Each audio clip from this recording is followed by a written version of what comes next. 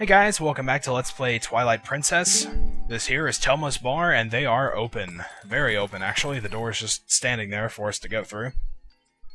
Inside of Telma's bar, we're expecting to find Ilya, and we're also going to find this collapsed Zora child here. There's Ilya. So let's listen.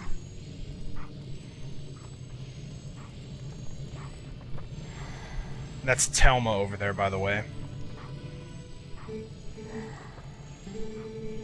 Alright, little lady, try to settle down, okay?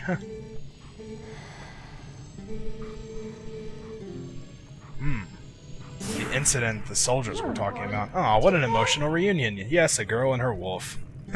Almost as good as a boy and his blob. Don't know how many of you guys will catch that, but... So let's listen to these soldiers. We've had a ton of complaints from citizens who can't send prayers to the spring spirit. Oh no. What is this, a Paper Mario game? Location is the one I showed you on the map earlier. They're all shaking their heads like, I don't want to go. So, let's study the map ourselves, since obviously they're not going to do it. I received orders from above to investigate why we can't go to the Spirit Spring.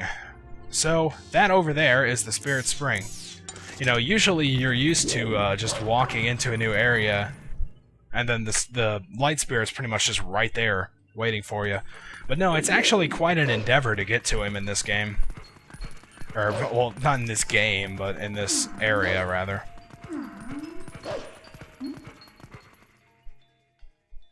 So there's nothing really more that we can do here in Hyrule Castle Town. It's actually relatively peaceful to be covered in Twilight. So, I guess we'll just leave these folks be for now. We want to head back outside now, and obviously we're going to be heading for the area where the Light Spirit is supposed to be.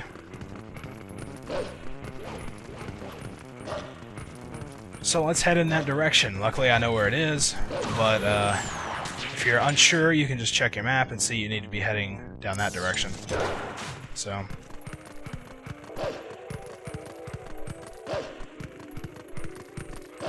Again, there's not really a whole lot to say. We're just going to be heading to the next destination.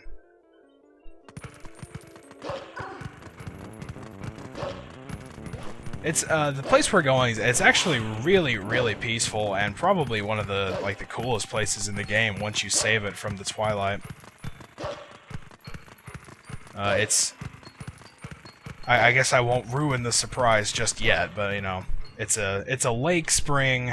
It's all sort of water oriented. It's the Great Bridge of Hylia. So, I'm sure you guys can probably put two and two together and figure out that we're going to Lake Hylia here. But it's not really that much of a lake right now. It's just sort of a dried out small puddle right now. So let's just cross this bridge. This is whatever this stuff is coating the bridge. It's kind of weird. Hey, do you smell anything funny? It wasn't me, I promise.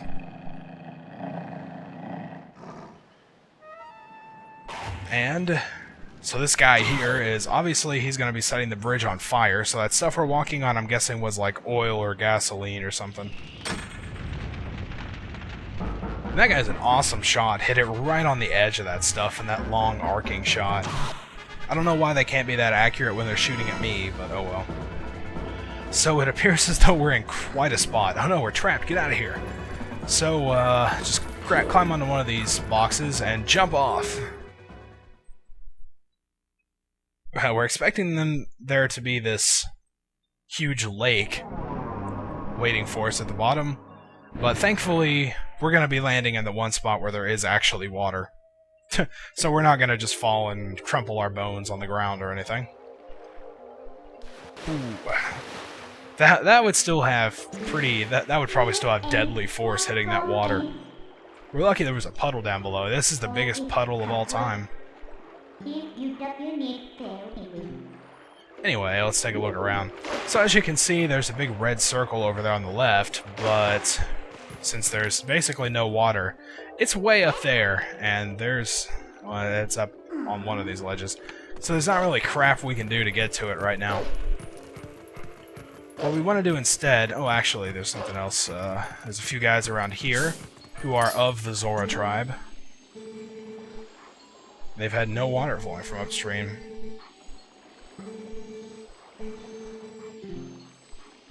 Yep, so everybody's basically stranded down here. Something has gone horribly wrong at Zora's domain. Obviously, we're going to be getting to that, but not quite yet.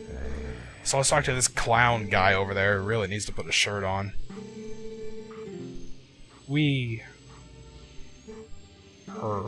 Yeah, nice lake. Don't lakes have more, I don't know, water?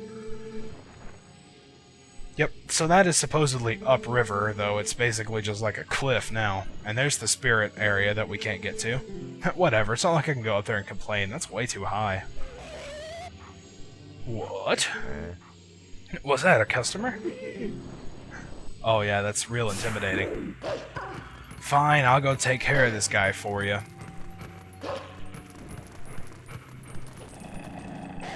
We've got a cutscene. What's he gonna do? He's looking at those reeds. Oh hey, he's musical too. Maybe you want to play a song together. We can play a duet, and we can all get along, and you can not kill us. And of course, the bird he summons down isn't just some little hawk. It's this big, huge, very strange-looking thing. Oh god, the face. Ugh. That is just very creepy. So anyway, this is sort of a mini-boss fight, actually. This guy's gonna be up there on that bird shooting arrows at us. If he's close to you, he's actually a pretty good shot, so... Crap. Lock onto it. There it goes. And then eventually the bird's gonna swoop around and come down. You can jump on it. Take some bites out of it. And it should be coming around again. Yep, jump on it again, and I think this should be the last time. Yep, that takes care of the bird. Now the archer falls off of it, and he's pretty much on his own. And he's just a normal enemy. Take him out. Thanks for the heart. So now this bird's still just kind of left here, and Midna gets a really crazy idea and decides to try to ride it. Hey, stop it! I'm your new master now, settle down. Hey, there's an idea. So, apparently, we've gained control of this bird, because I guess even though they are, you know, horribly perverted by the Twilight, they're still just animals after all. So now we have this pretty cool little sequence that we're going to have to do again later, but it's going to be a little different the second time. This is Zoras River, and we're going to be flying through here on this, this big bird here. It's not really that dangerous this time through. You've got a whole lot of space to maneuver around it, and those guys really aren't much of a threat to hit you at all. Just make sure you're heading in the right direction. If you run pretty much like straight into a wall, then it's like an instantaneous, you know, you have to start over. I think you can sort of graze yourself up against it, as long as you don't, you know, just run straight into it or anything. And obviously you want to avoid all the falling columns and rocks and all that good stuff. Oh, it's actually pretty close. This one here, it's as long as you stay far enough to the left, it won't hit you. Whoa. There we go. Almost ran straight into that rock there.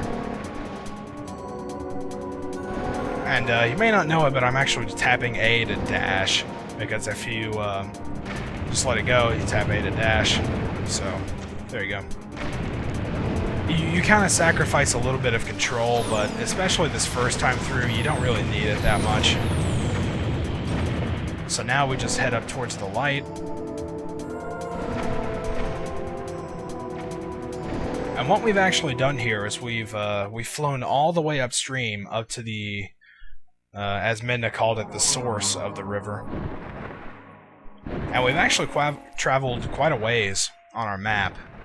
Hey, I see a howling stone over there. Can't get to it yet, though, of course. That'll be quite a bit later. Even though it's right next to us, it's just out of our grasp.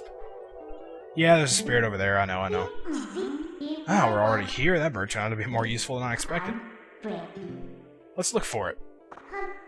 It's getting cold. That can't be a good sign. Yeah, but if you look at our map, we've actually went from down here all the way through this path up to here, so we traveled quite a ways.